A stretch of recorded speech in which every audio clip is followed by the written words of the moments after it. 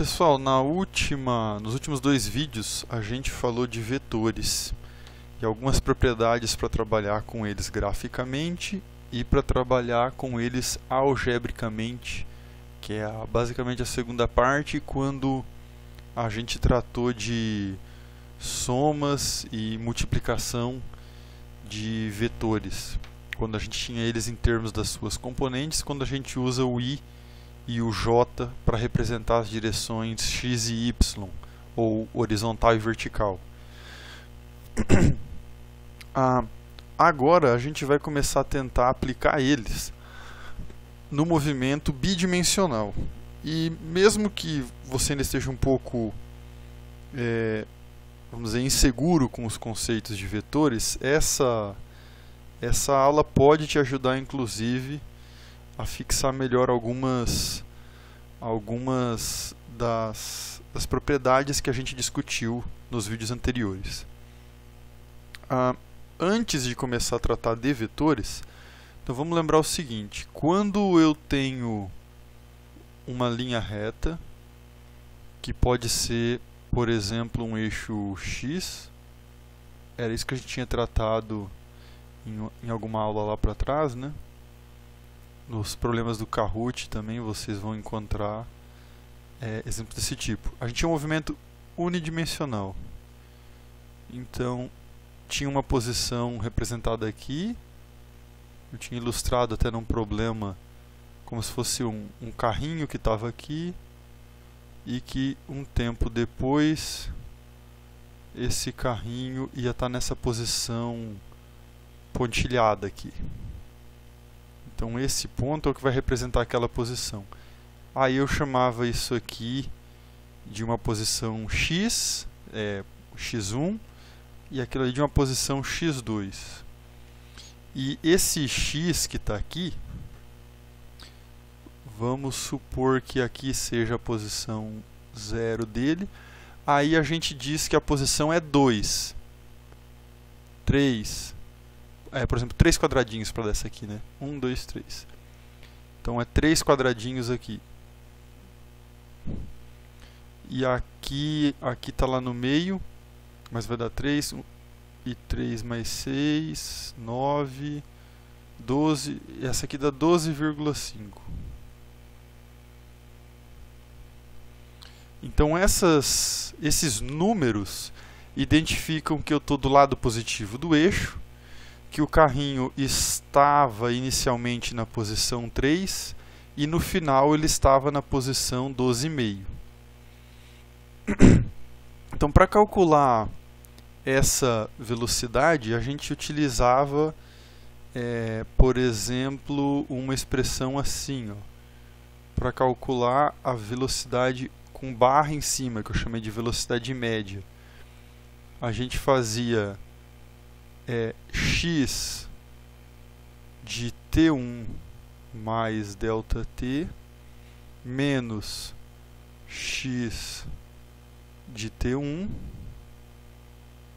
dividido, esse dividido aqui, pessoal, só para ser mais correto e não deixar o professor de matemática de vocês bravo, deveria ser assim, né? Que eu estou um pouco de dificuldade ainda para usar a mesa digitalizadora. Então a velocidade média é x de t1 mais delta t menos x de t1 dividido por delta t. Então, supondo, nesse caso aqui a gente falava de movimento com velocidade constante, então a velocidade média correspondia à velocidade instantânea também. Mas a velocidade instantânea, que a gente pode escrever assim, ela era o limite de delta t tendendo a zero da mesma expressão que está ali em cima. Então, do x de t1 mais delta t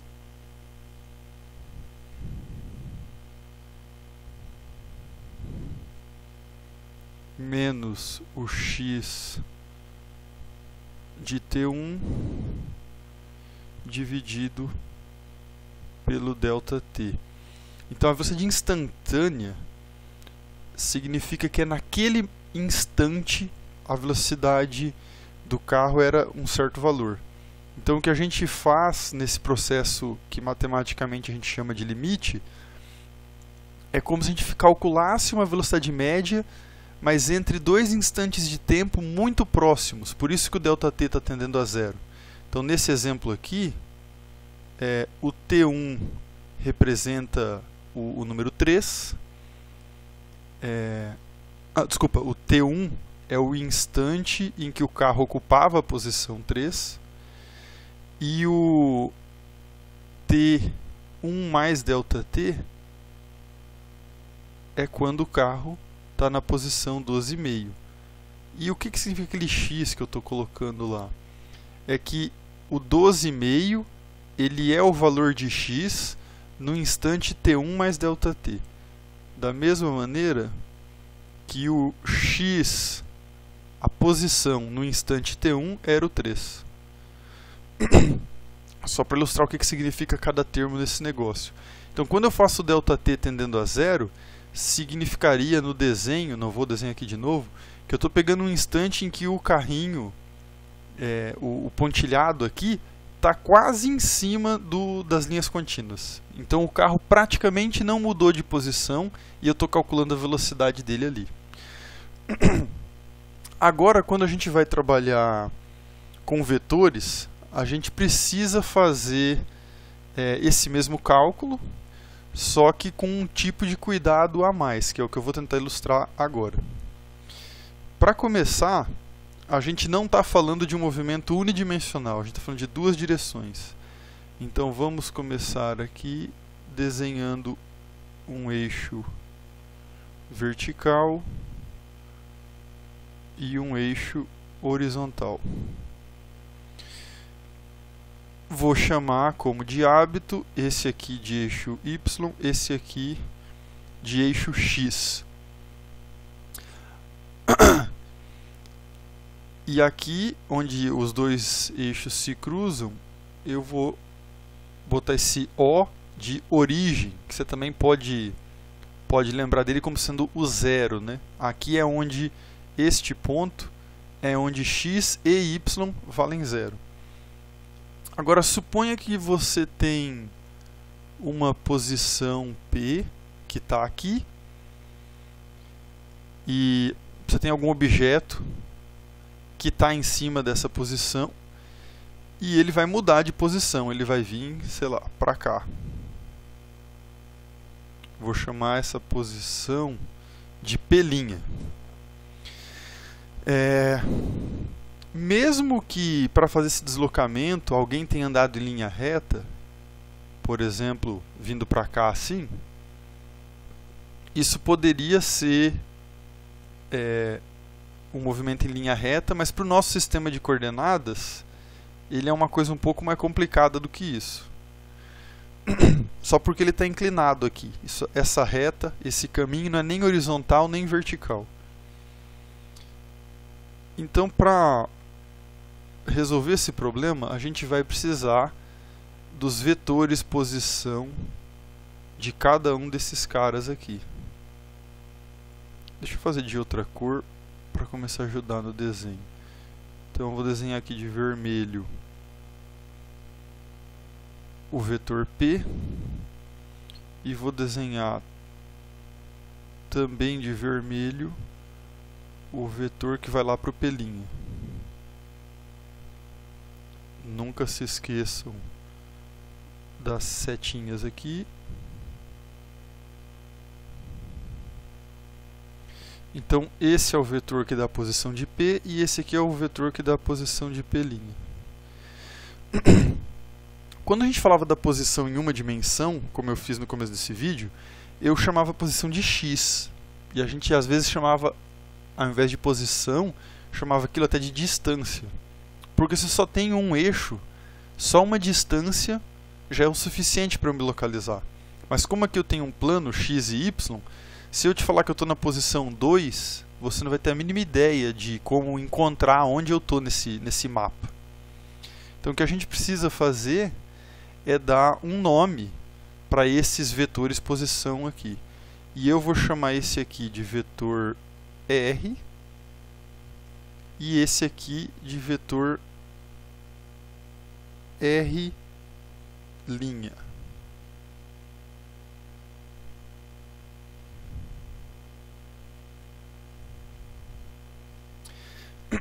Então o R' é a posição do P' e o R é a posição do ponto P. A primeira coisa é como que eu poderia escrever esses caras aqui seguindo o que a gente viu na segunda parte da aula sobre vetores. Então vou usar a lógica de contar os quadradinhos que tem aqui. Então o vetor R, ele tem uma componente horizontal, que é no eixo X. Então veja que se você vai daqui para baixo, ó, você vai chegar bem aqui. Então a gente tem que contar quantos quadradinhos tem aqui. Ó. 1, 2, 3, 4, 5, 6, 7, 8, 9, 10. 1, 2, 3, 4, 5, 6, 7, 8, 9, 10. 10. Então ele é 10 quadradinhos na direção I, que é o que representa a direção horizontal. E ele também você tem que ver a projeção dele para cá. 1, 2, 3, 4, 5, 6, 7, 8 na direção vertical. Então ele é 8 na direção J. E quem é o R' neste caso? O R', ele é, além dos 10 do P, ele tem 1, 2, 3, 4, 5 a mais na direção horizontal. Então ele é 15 na direção I, e na J, que é aqui, né? Lembrando que em X é aqui, e a componente J dele vai dar 1, 2, 3, 4. 4J. É assim que você representaria esses dois vetores. Então, supondo que cada quadradinho desse aqui mede 1 metro, então isso seria 10 metros na direção horizontal, 8 na vertical e por aí vai. Só que a gente precisa fazer cálculos da velocidade dessas coisas, pelo mesmo motivo que a velocidade interessa para a gente em uma dimensão. Só que agora, ao invés de ter um número para dividir, em vez de calcular qual é o ΔX e dividir pelo tempo, a gente tem um vetor. E a gente vai ter que calcular o que eu vou chamar aqui de ΔR. Então, ΔR, ele vai ser o R' menos o vetor R. Então ele é a posição final menos a posição inicial. Como a gente faria em uma dimensão, com a diferença que aqui tem a setinha porque a gente está falando de vetor. Então eu vou desenhar aqui em azul. A primeira coisa, quem seria o vetor R, menos R, né? Então se o R vem do zero aqui para cima, o menos R vai ser um cara que vai começar aqui e ele tem que fazer o contrário do que o R faz. Então, se o R mede 10 na direção horizontal, esse aqui vai ter que medir 10, só que para o outro lado. Ao invés de ser 10 para a direita, ele é 10 para a esquerda, que vai dar, então, aqui. 1, 2, 3, 4, 5. Então, o que vai dar aqui. Só que o vetor R, ele também tem uma coordenada que é 8J, que eu escrevi ali em cima. Então, ao invés de subir 8J, o menos R, ele tem que descer 8 quadradinhos na vertical. Então, 1, 2, 3, 4, 1, 2, 3, 4. Então, vem até aqui. Veja que o azul que eu estou desenhando aqui agora, ele ficou paralelo ao vermelho, né? Apontando na direção oposta. Então isso aqui eu fiz desse jeito para mostrar o seguinte para vocês. Se você somar o R' com o menos R, que é o que a gente está fazendo aqui, ó,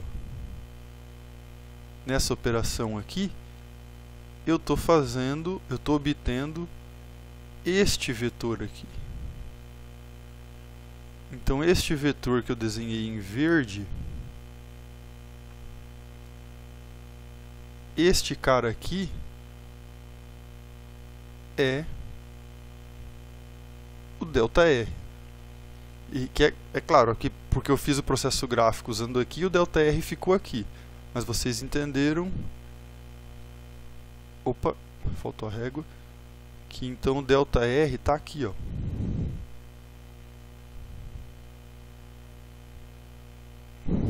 Então este aqui é o deslocamento. O vetor que representa o deslocamento que aconteceu é um vetor que pega a ponta do vetor R e faz ela ir para a ponta do vetor R', que está aqui. Isso é uma maneira gráfica de ver o negócio. Agora suponha que essa posição P é ocupada em T, quer dizer, no instante T. E esta posição aqui é onde o cara está no instante T mais ΔT. Então por que eu estou fazendo isso? Porque para calcular a velocidade, a gente precisa de algumas coisas. Vocês lembrarem lá em uma dimensão, então a velocidade média, ela é ΔX por ΔT. Então agora eu vou fazer alguma coisa parecida com isso, só que eu vou fazer com vetores. Então a velocidade v, que agora vai ser um vetor, ela vai ser o deslocamento, que é este vetor ΔR que a gente acabou de obter, dividido por ΔT. Então, por que ΔT? Porque esse é o tempo que passou entre o instante t, em que a partícula, o objeto, ocupava a posição P, e o instante seguinte, em que a partícula passou para a posição P'. Então, isto aqui é totalmente análogo ao que a gente já fez em uma dimensão, quando fazia V igual a ΔX por ΔT. Só que aqui, essa setinha em cima é uma diferença muito importante, porque esse negócio aqui é um vetor, o que significa que essa velocidade tem uma direção. Então a gente vai usar vetor agora para passar da situação em que a gente dizia a velocidade do objeto é 30 km por hora, para a situação em que eu digo a velocidade média dele nesse intervalo foi de x km por hora, um valor que a gente vai calcular, em uma direção específica, que é a direção desse ΔR aqui, né? Se você quiser colocar em números, o ΔR é R' menos R, né? Deixa eu passar para o verde aqui. Então, o ΔR vai ser o R' menos o R. A gente faz isso componente a componente. Então quer dizer que na direção I, que é essa aqui, ó, o R' vale 15. Então 15 menos 10 vai dar 5. Então 5 na direção I. E em J a gente tem 4 menos 8. Que vai dar então, não mais, mas menos 4 na direção J. Então este aqui é o vetor deslocamento para esse exemplo que eu estou desenhando. o que faz sentido, né? Se você olhar para o gráfico, por que dá esse menos aqui no J?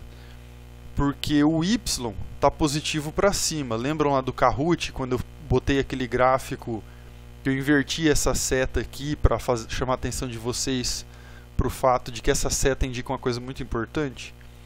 Então, se ali está o menos, significa que em Y o cara se moveu para baixo, que é o que a gente vê quando olha para o ΔR. O ΔR não é uma seta que aponta um pouco para cima, ela está apontando para baixo. 1, 2, 3, 4 casas para baixo, como está representado no gráfico e como está representado aqui. E com relação à horizontal, a gente tem 1, 2, 3, 4, 5 casas, que é justamente o número que apareceu aqui. Então esse aqui é o ΔR. Eu não tinha especificado um valor do tempo, mas suponha, vamos trocar de cor mais uma vez. Suponha que ΔT seja, sei lá, 1 segundo. E que cada quadradinho daqui vale 1 metro, né? Isso aqui vale 1 metro. Que mais corretamente, se eu for fazer isso, eu deveria colocar o metro aqui e o metro aqui. Então, quer dizer que o ΔR foi de 5 metros na direção horizontal e menos 4 metros na direção vertical. Então, para calcular essa velocidade V, a gente vai fazer o seguinte, vai escrever em cima o vetor 5i menos 4j e vai dividir isso pelo tempo, que eu botei 1 segundo para dar uma simplificada, né? Então, desse jeito aqui, a gente obteve uma velocidade que é 5i menos 4j. Aí você pode pensar assim, mas que coisa bizarra, porque então se o tempo é 1, então quer dizer que a velocidade é a mesma coisa que a posição, já que aqui também é 5i menos 4j. A diferença é que este cara aqui está medido em metros, enquanto este cara aqui está medido em metros por segundo, porque isso aqui é uma velocidade. Entenderam então por que lá atrás a gente precisava discutir análise dimensional? Não confundam essas coisas. O vetor, você vai fazer a conta, não fica escrevendo a unidade toda hora. Mas se eu estou calculando uma velocidade, ele tem 2 dimensões, né, metro por segundo, enquanto a posição só tinha uma. E o outro detalhe, não vamos esquecer, né, eu comecei falando disso aqui, fazendo uma analogia com a expressão para calcular a velocidade média em uma dimensão. Então, essa velocidade que está aqui é a velocidade média. Esta velocidade aqui é a velocidade média.